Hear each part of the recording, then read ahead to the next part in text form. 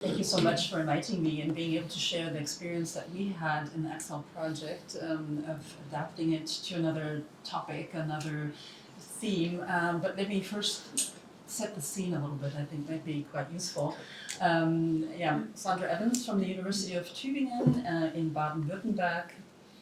Yeah, southern Germany, and there I work at the Lebensphasenhaus, or the House for Phases of Life. It's an innovation infrastructure on the topic of independent living, aging in place, and it's actually quite unusual for a traditional full-on university like Tübingen to have a transfer facility like the Lebensphasenhaus, or like an innovation infrastructure like that. It's also quite unusual for a university to participate or even coordinate an Interreg Europe project, because you ask why. Maybe if you're not familiar with Interreg Europe projects, it's an let me go.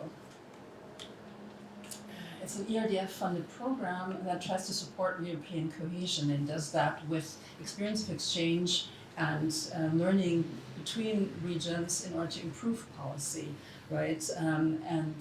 Managing authority, for instance, would be much more direct, able to influence a policy and like that.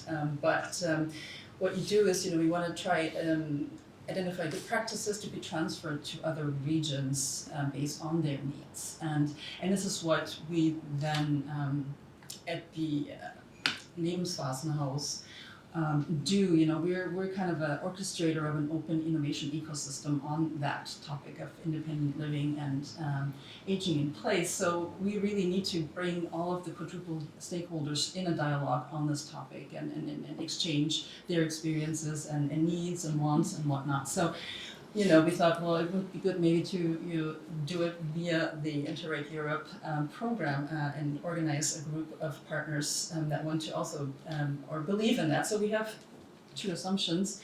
The assumptions are that open innovation ecosystems provide an optimal framework for creating new value, and also a problem-oriented culture, demand-driven innovation, and outcome-based approaches really help to create sustainable, relevant solutions and are also a driver for innovation, right? So the Excel objectives are accordingly, I guess.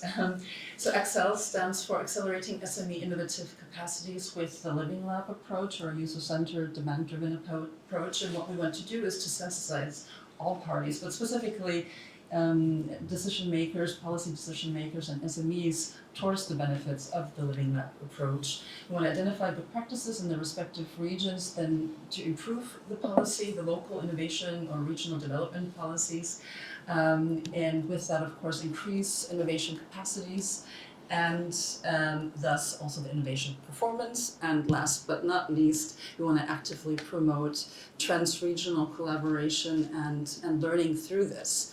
And so usually, when you set up projects, you want to have initially some kind of an inventory or some kind of a landscaping of where we are and where do we want to go. So with the inventory, we thought it would be good just to have some kind of a self-assessment tool. And I'd heard of Scirocco model, and to be honest, I wasn't quite aware of all of its dimensions. So I approached Andrea and Donna and say, what do you guys think?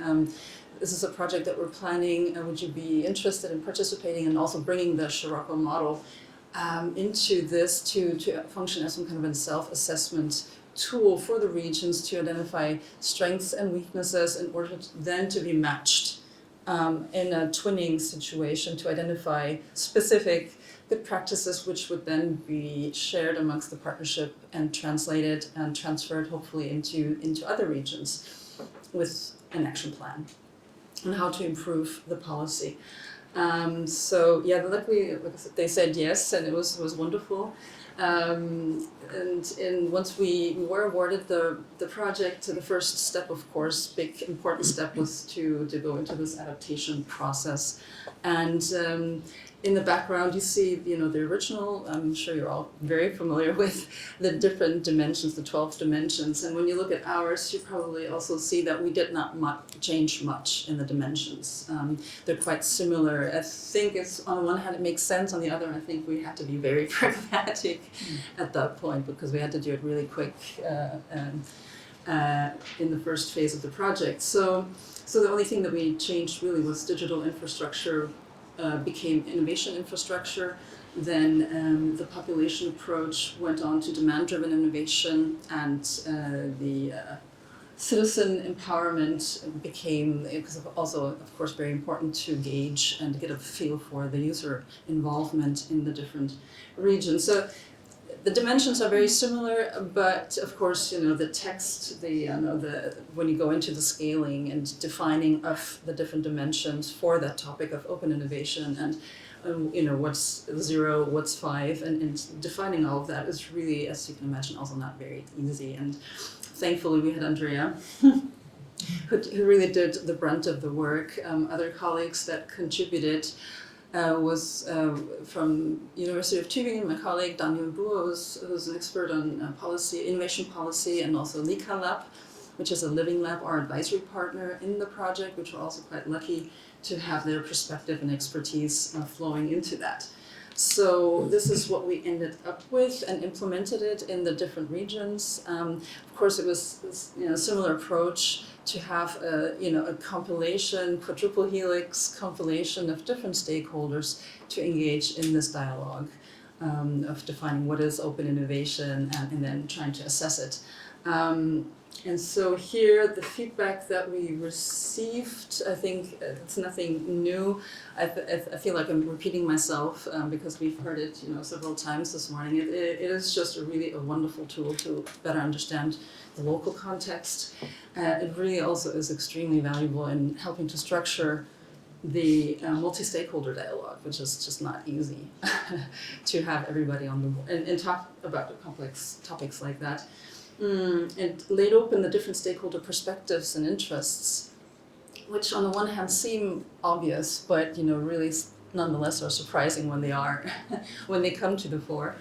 But also, of course, this process of finding a consensus was quite insightful for all of our partners and also the stakeholders.